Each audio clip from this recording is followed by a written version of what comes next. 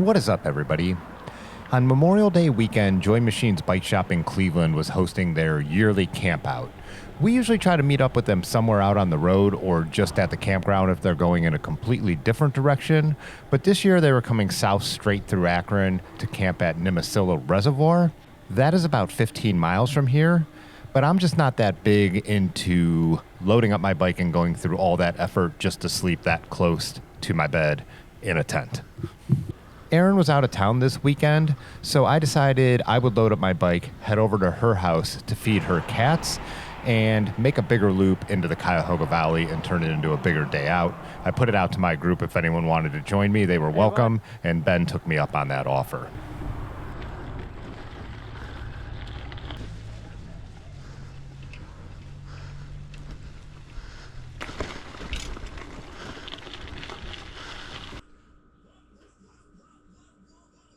You're good.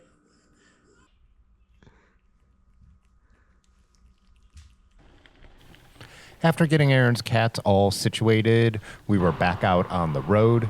We were on Steele's Corners for a minute, which is not that fun of a road to be on, very fast traffic, but it's worth it because it takes us to a pretty quiet road that has a great descent down into the Cuyahoga Valley National Park. There was rain in the forecast, basically spotty showers. The radar had a number of different things on it. I decided that I was just going to treat this day like I was on a bike tour and go riding no matter what and stick to the plan. One of the things is I didn't ride the day before because it did rain all day, and then it would stop for a little bit and I'd think, can I get out? Can I get out? And I was like, on this day I'm not playing around like that. If I get wet, I get wet. I'm someone who always thinks of summer as more of that Memorial Day to Labor Day period. June, July, and August are summer to me. September, October, November are fall. Just like in the middle of December, I'm not thinking it's still fall. And in the middle of September, I'm not really thinking it's still summer. So having that in my head just really started to give me a really good buzz. It's so green out, so even though we didn't have a lot of sun, it was in the 60s, I was wearing shorts, and I was like, summer is back, baby.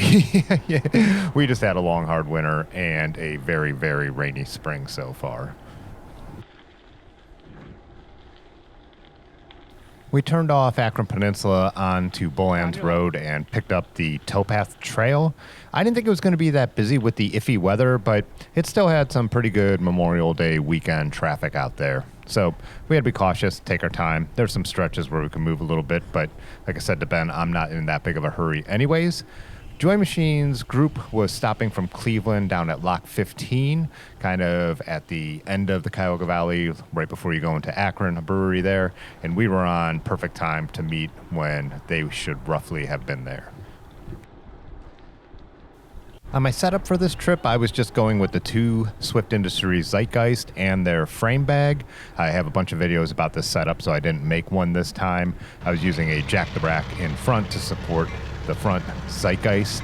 But just like every year on my first bike tour overnighter, I always feel, did I forget how to do this? Because why am I struggling to get all the stuff I need in my bags for just an overnighter when I've used this setup to ride across the entire state of Ohio?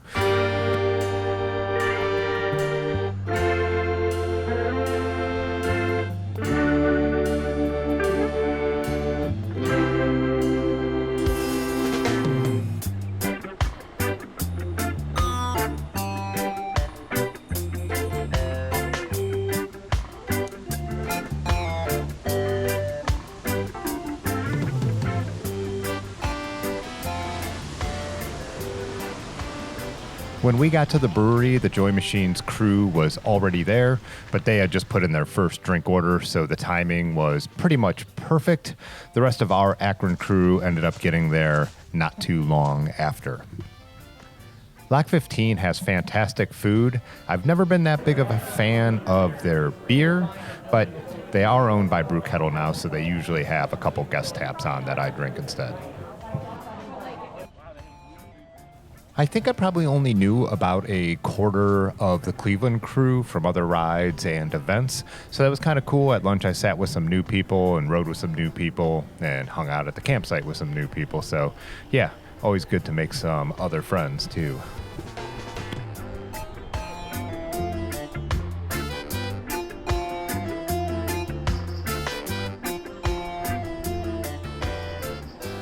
We were on the Towpath Trail for a while, about 4 miles from where we ate to where we left the trail.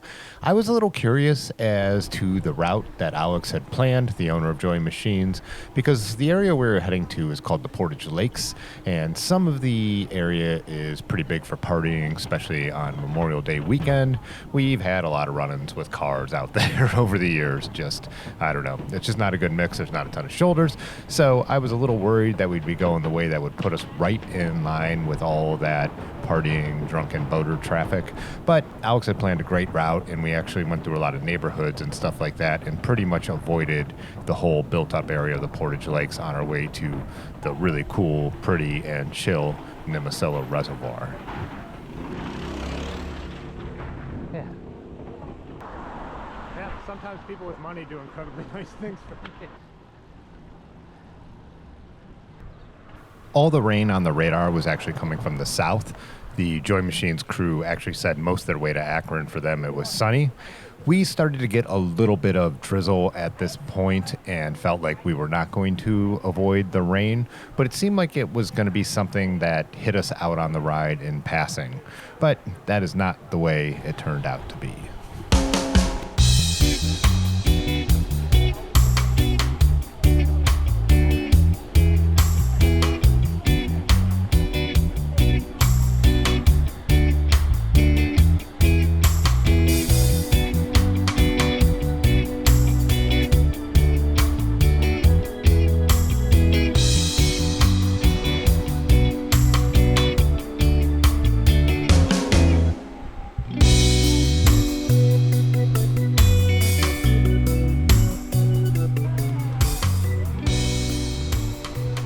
Alex's route, when he was creating with Google Maps, directed him right through Firestone Country Club. Boris started to get a flat here, and we stopped to fix it, but we really didn't get behind because the crew was not able to get through Firestone Country Club. There is a gate on the one side that is sometimes open, and we've ridden through here on winter evenings. Never done it on a nice weekend day. I'm surprised we didn't get more looks or any comments from the golfers when we were out there.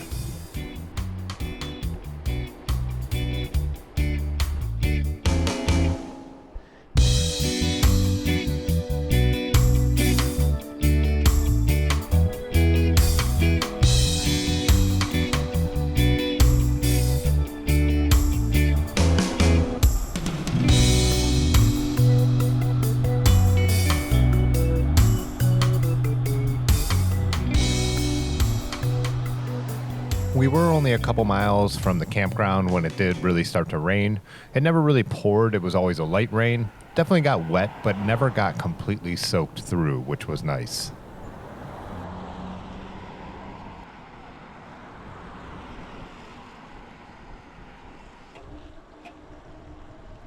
As mentioned, the ride around Nimisila is really pretty, so it's a nice roll in even though it was raining. It was also warm enough. It was really cool too. Our buddy Woody had driven down. He didn't have time to make the ride, and he brought a big pop-up tent, and that was perfect because it rained on and off pretty much all night. So it gave us a place to all hang out together, had the circle of camp chairs going. Also, a few other people put up tarps, so there was more places to sit and hang out and stay dry. We were not able to have a fire at all on this night. I did not commit to camping right away as it was raining. I decided I was going to wait and see before I set up my tent. Again, 15 miles from home, I was strongly considering making the ride. But there was a good enough break in the rain that I got everything set up, the rain fly on, before it started raining again. Ben, Nate, and I made the roughly 4-mile round trip to the gas station to get some beer and other snacks and supplies. We had originally been thinking about going to a restaurant that's near here that we really like, pretty much right around the corner, but we ended up not doing it. As the night went on, no one felt like pulling the trigger. We kept talking about it and then just never did it. I did realize I did not take a ton of footage of the hanging out. It really was, we had this break in the rain where we went down by the lake for a little bit, but a bunch of people sitting under a tent, so not a lot of interesting footage. And just the other thing, like I say, sometimes I just end up having a really good time hanging out and chatting with people, and being a YouTuber and photographer kind of just goes out the window and I forget about it, which is a good thing from time to time, just to be having fun and in the moment and not worrying about other things. My Hornet, my Nemo, as always, kept me dry.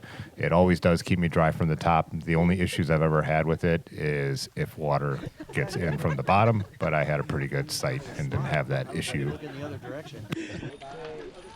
See you guys. We're still going to double back through the golf course.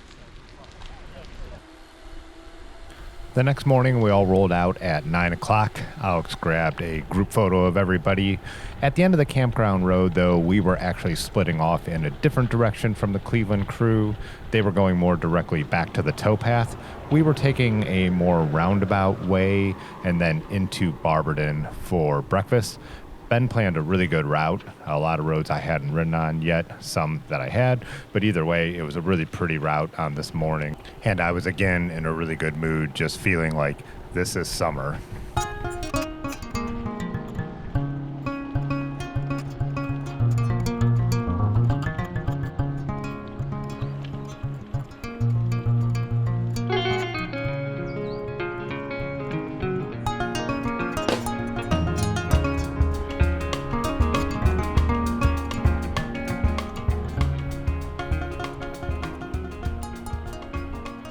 I really do enjoy these kind of micro adventures. Not everything has to be some big epic trip.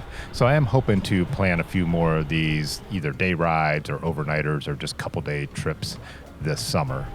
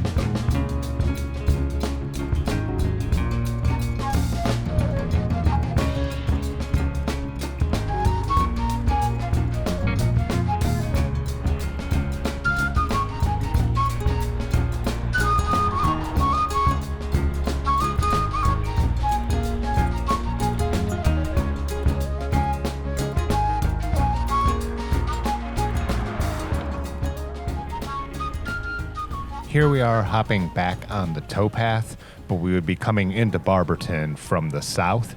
This little stretch down here is one of my favorites. There's a bunch of these cool wooden bridges and a few really long ones. You can see how damp it is from the night before, and you really do need to be careful on these wooden bridges. Keep it straight. They do get really slippery, but there was no rain in the forecast on this day, and I'm actually recording this voiceover later on, and it's actually sunny and beautiful out right now.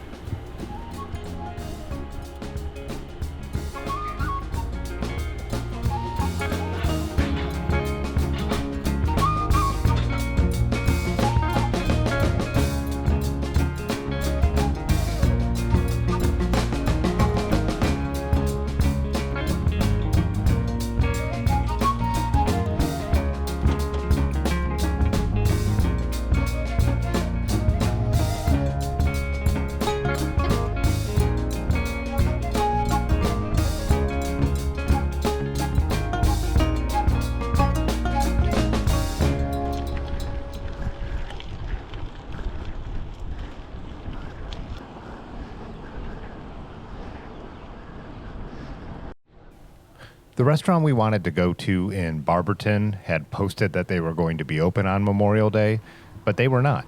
So we ended up checking out a couple other spots we knew, riding around before circling back to the coffee shop that did happen to be open, and they had really good breakfast sandwiches, so it all worked out in the end, even though it was a little frustrating in the beginning.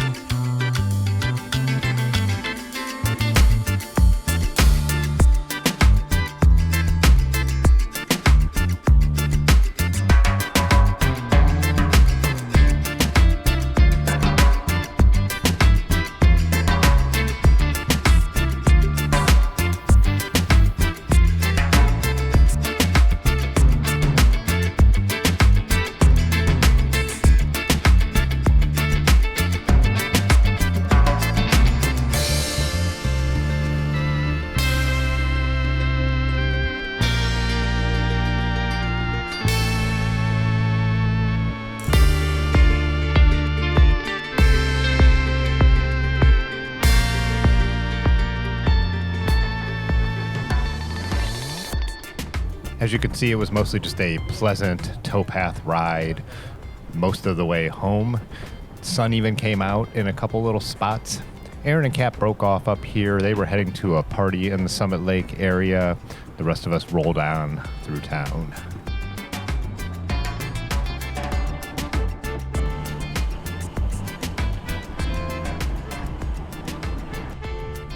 This weekend round trip was about 70 miles for me.